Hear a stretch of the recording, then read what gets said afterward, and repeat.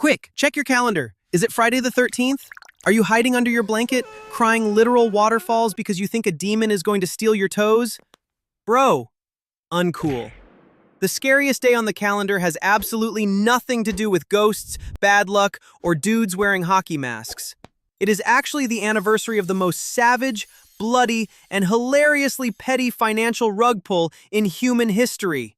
We are talking about a massive medieval bank heist, pulled off by a toxic king who decided the best way to clear his maxed out credit card was to just delete the bank. Welcome to Fascinating Facts. Today we are exposing the billion-dollar bloodbath that cursed Friday the 13th forever. Let's talk about the Knights Templar. You probably picture them as hardcore holy warriors with giant swords and cool white capes with red crosses. And sure, they did a lot of crusading.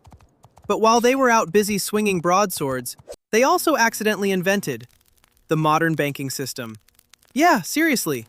You see, back in the Middle Ages, traveling from Europe to Jerusalem was a great way to get yourself robbed, stabbed, and thrown in a ditch. Carrying heavy bags of gold was a terrible, awful idea. So, the Templars came up with a genius solution: the medieval ATM. A pilgrim could just walk into a Templar headquarters in Paris, drop off their life savings, and get a coded piece of parchment.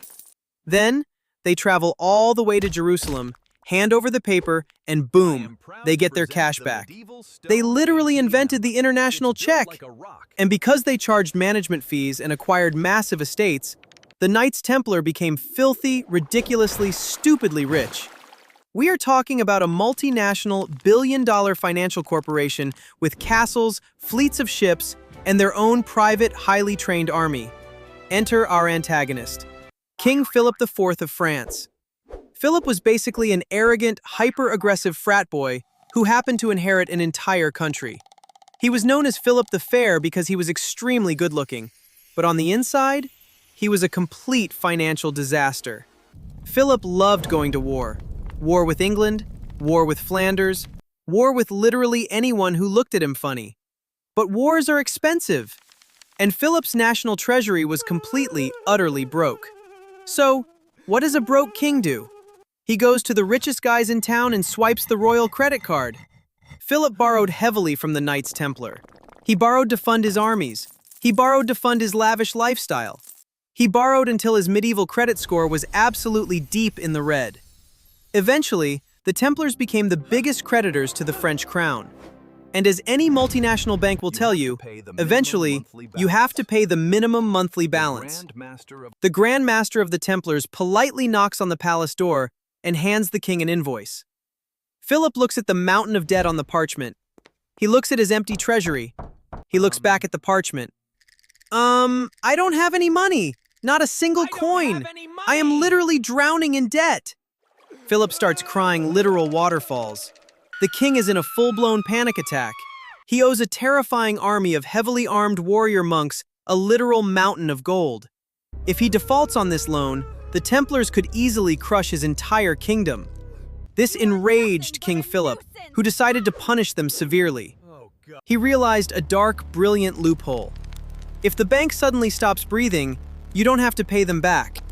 So Philip realizes he can't pay. What is the medieval solution to Chapter 11 bankruptcy? Simple. You just accuse your bank manager of worshiping the devil. Because here's the problem. Philip couldn't just arrest the Knights Templar for being rich.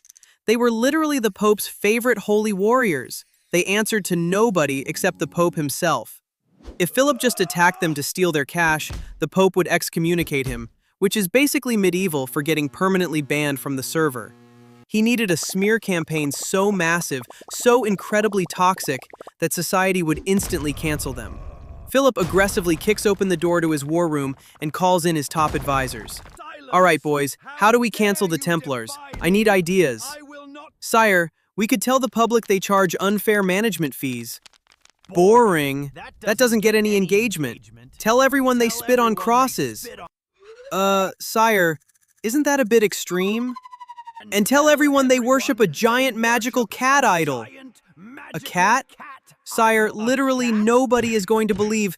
Just write it down. And add that they do weird, unholy rituals in the dark. Tweet it out to everyone. Philip's medieval PR team went to work. They fabricated the most insane, ridiculous rumors imaginable. Now, Philip had his totally fake legal justification. But there was another huge problem. The Templars were battle-hardened, heavily armed military veterans living in literal stone fortresses. If they even suspected they were going to be arrested, they would barricade the doors, grab their giant swords, and Philip's pathetic royal guards would get absolutely yeeted. He needed the ultimate element of surprise, a nationwide, perfectly synchronized medieval SWAT raid. So, in a move of pure bureaucratic evil, Philip's scribes drafted hundreds of top-secret, heavily coded arrest warrants. He double-sealed them in thick royal wax and handed them to a small army of messengers. These messengers rode out to every single town, village, and city in France, handing the mysterious envelopes to every local sheriff, mayor, and military commander. The drop-off went exactly like this. Here is an ultra-secret letter from the king. Do not open it. Wait, why are you giving it to me if I can't read it? I said don't open it! If you break that seal even 1 second early, the king will personally come here and chop off all your limbs. For weeks, local officials across France just sat there, sweating, staring at these terrifying wax-sealed envelopes on their medieval desks. The suspense was absolutely suffocating. It was like waiting for a bomb to go off. They were given strict orders to break the seal on one very specific day. A day that would forever be branded into human history as the ultimate symbol of doom, disaster, and terrible luck. The instructions read, "Open this envelope on the morning of Friday, October 13th. Friday, October 13th, 1307. The sun comes up. Across France, hundreds of terrified sheriffs and commanders finally break the wax seals on their top-secret letters. They read the parchment. Their jaws hit the floor. The king is officially ordering them to arrest the most powerful military force on Earth. The ultimate medieval SWAT raid kicks off. Doors are getting kicked in everywhere. Imagine you are a Knights Templar. You are a legendary, battle-hardened holy warrior. You survived literal crusades. You were just having a nice, quiet Friday morning, maybe eating a bowl of oatmeal. And suddenly, a bunch of nervous, sweaty royal guards bust into your bedroom.